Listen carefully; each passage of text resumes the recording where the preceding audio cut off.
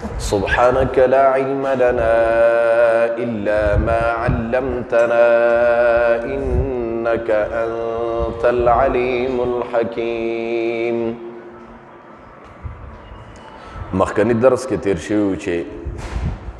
نبی علیہ الصلوۃ والسلام مبارک فرمائی بهترین جهاد دا دی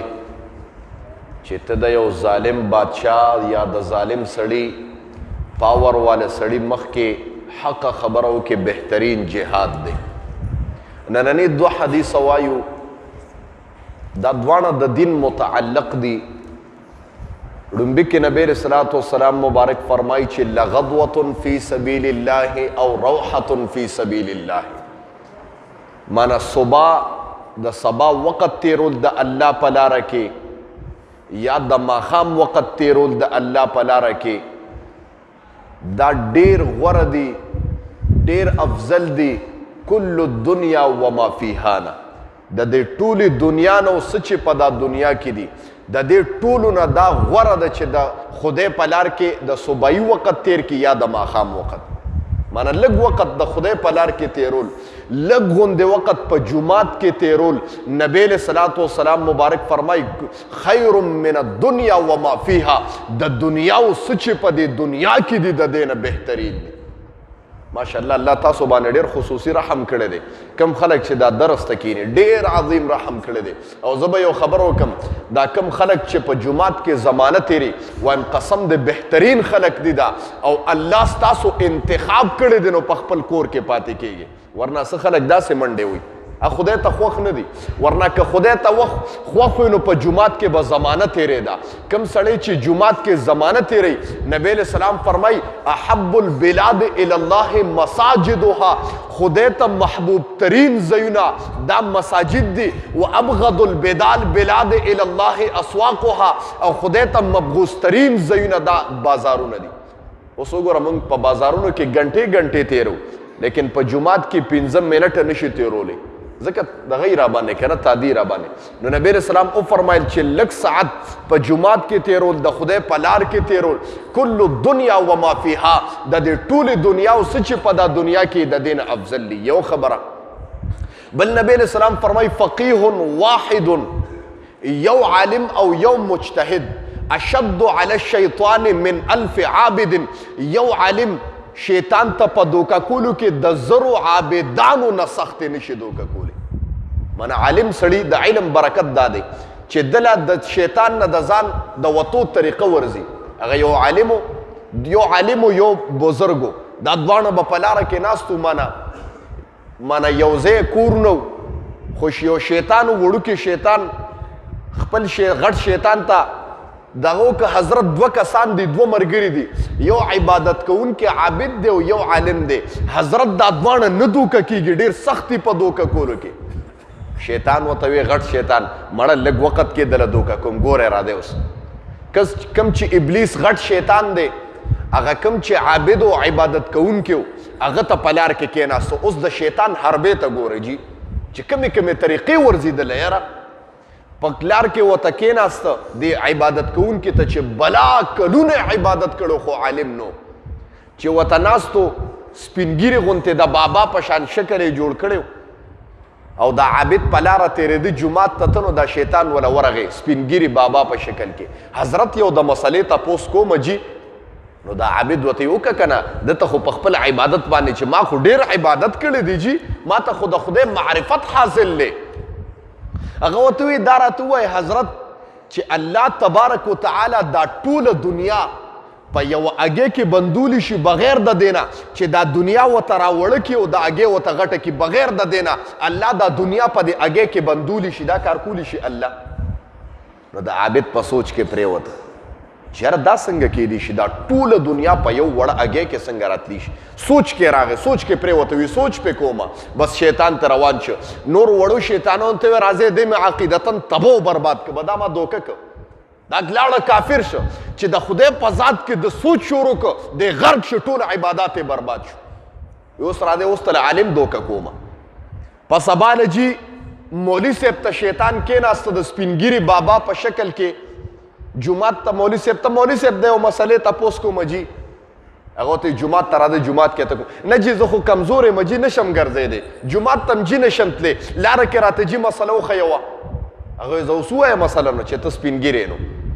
وی جی دا تپوس مې کو یو مسله کې مې اشکال لاغلی دی چې الله تبارک وتعالی دا ټوله دنیا په یو اګې کې بندولی شي بغیر د دینه چې د اګې ورته غټه کړي او دا دنیا ورته راوړه کړي بغیر د دینه دا کار الله کولی شي نو عالم ورته دسته کې جواب کوي ولې نشي کولی وی قرآن کې سوره یاسین کې الله فرمایي انما امره اذا اراد شیئا الله چې کله یو شی ته اراده وفرمایي کن فیکون ورته وایي موجود شه نو فیکون الله یې وکړي وایي بله خبره کوم تا نه تپوس کوم انسان الله د پلیتې نطفې نه پیدا کړی دی چې دا نطفه د انسان د جسد و د بدن نه وځي د باندې غسل واجب شي او د دغه پلیتې نطفې نه چې انسان پیدا شي موت یې بیا ښکلو چې الله دا کار کولی شي دا دنیا په اګې کې ولې نشي بندولی ټول شوق سره سبحان الله شیطان ناروان شوي راځه د سره علم د دا لیکي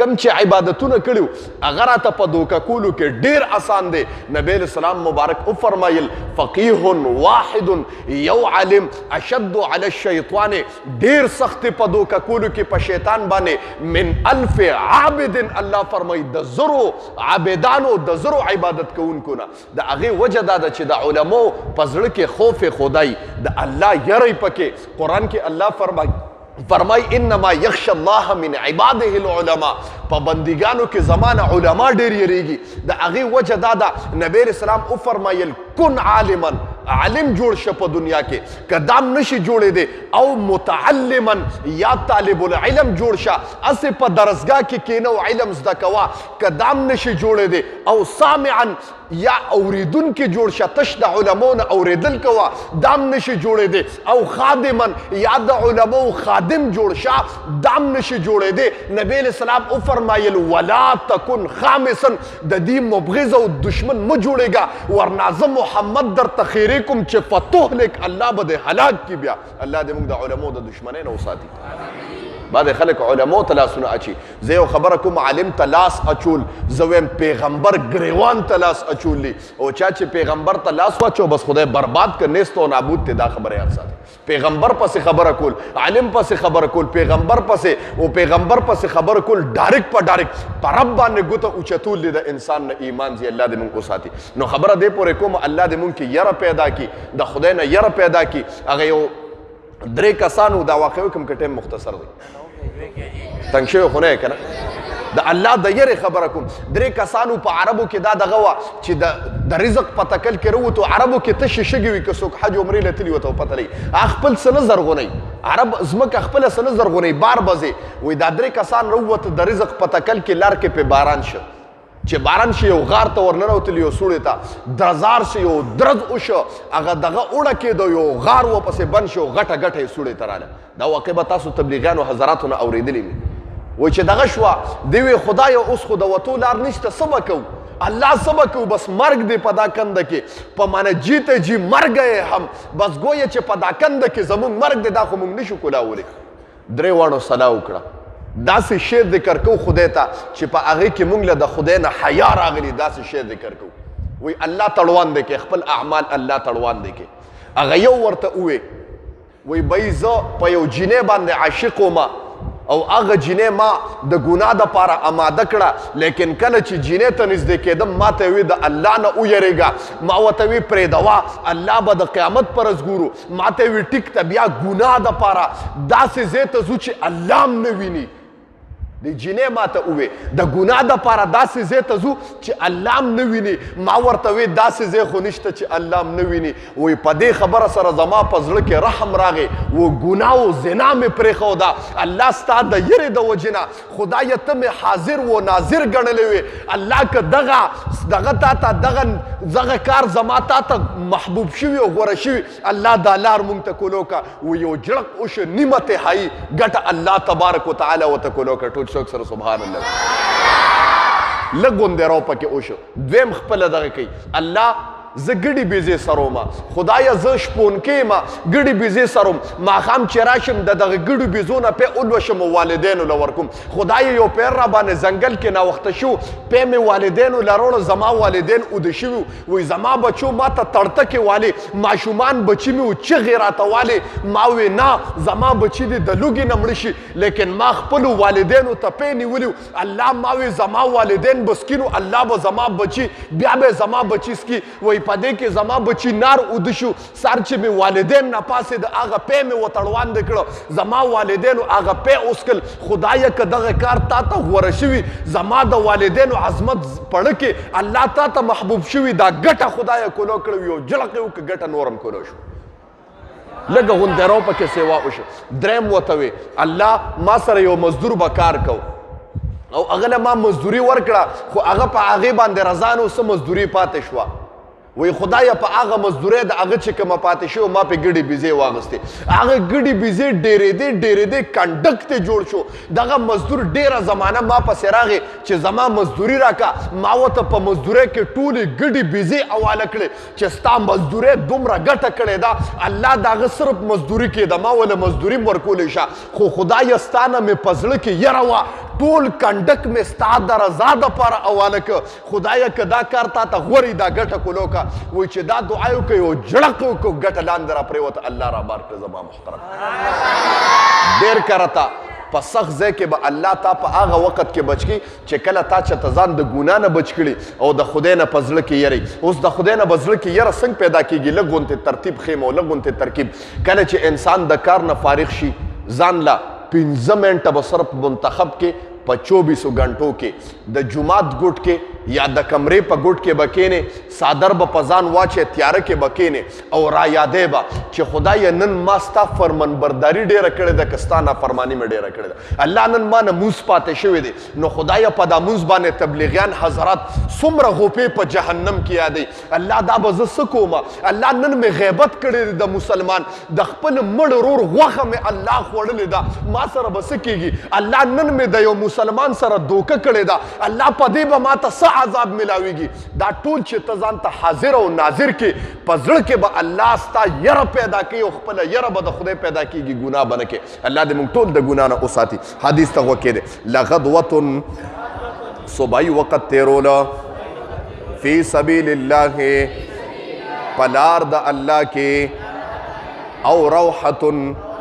یا ماښام وخت تیروله فی سبیل الله د الله په لار کې خیر ډیر غوره دی من الدنیا د دنیا نه وما فیها اوس چې په دا دنیا کې دی فقیه واحد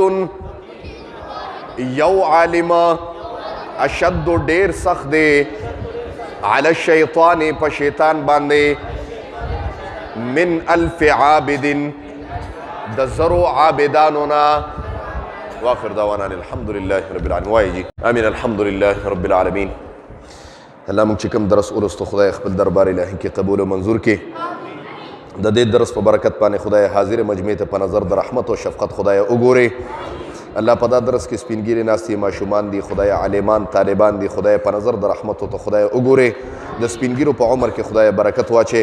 الله ماشومان با عمل عالمان حافظان قاریان مفتیان کې نوجوانان خدای د دې کلی د خپل ځان سره خدای وابسته کې الله د دې کلی نوجوانان خصوصا خدای دیندار کې الله د دې کتاب په برکت باندې حاضر مجمع ته په نظر د رحمت خدای وګوري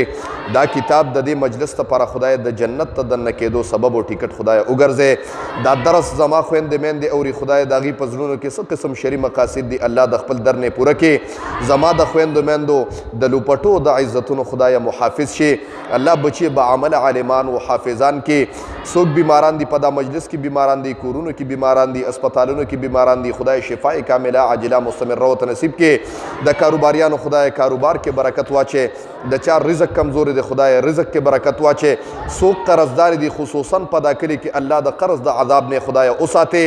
قرضونه په خپل دست قدرت باندې خدای ختم کې د دې کتاب په برکت باندې په دا کلي کې خدای اتفاق او اتحاد خدای پیدا کې کوم جنگ جګړې شوي دي خدای هغه په خپل دست قدرت باندې خدای ختم کې خدای روغ په خپل دست قدرت باندې خدای وکي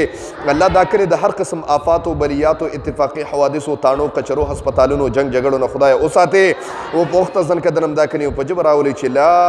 اله الا الله محمد رسول الله